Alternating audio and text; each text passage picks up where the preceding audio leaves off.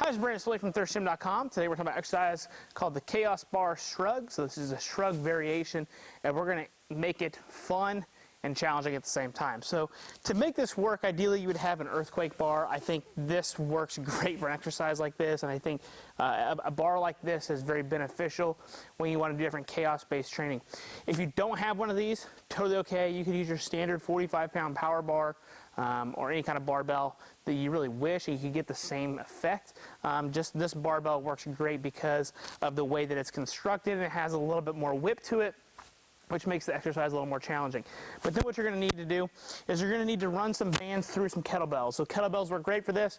If you've got to use plates or dumbbells, can also be rigged up. Kettlebells work awesome just because they've already got the handle made, and you literally just put the bands around the kettlebell and put it on the bar. It's not really that complicated.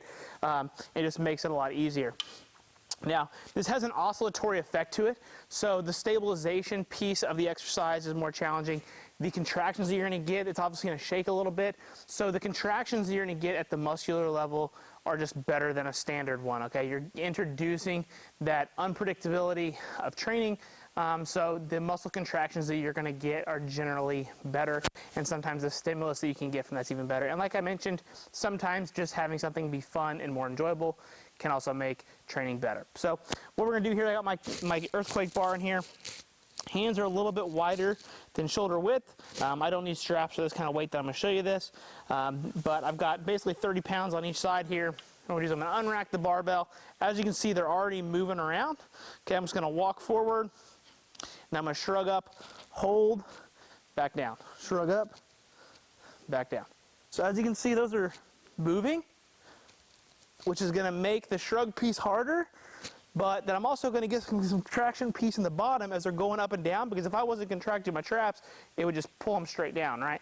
So you're getting more contractions over the course of the set rather than just going up and down, but also the stabilization piece and what have you. So bring your shoulders to your ears, all the way back down.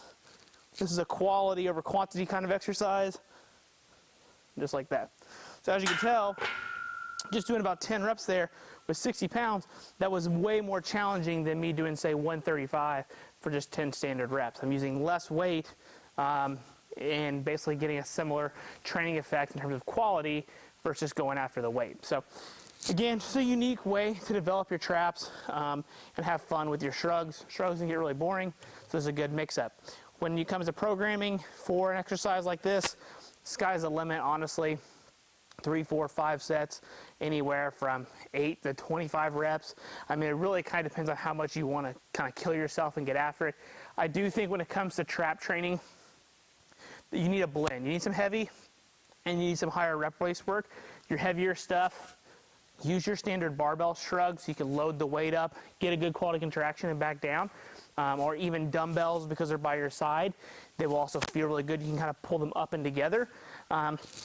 Exercise like this, I think, is better for the higher rep standpoint, talking 12, 15, 20 reps, because of the unpredictability of the exercise, but also because of the instability of it and everything you're going to get from an upper back standpoint is just going to be more than traps from that regard.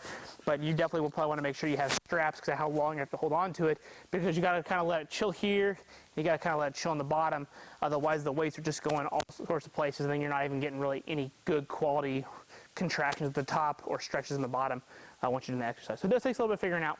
But again, that's the exercise. If you got any questions, please feel free to leave them in the comment section. Thanks. Have a great day.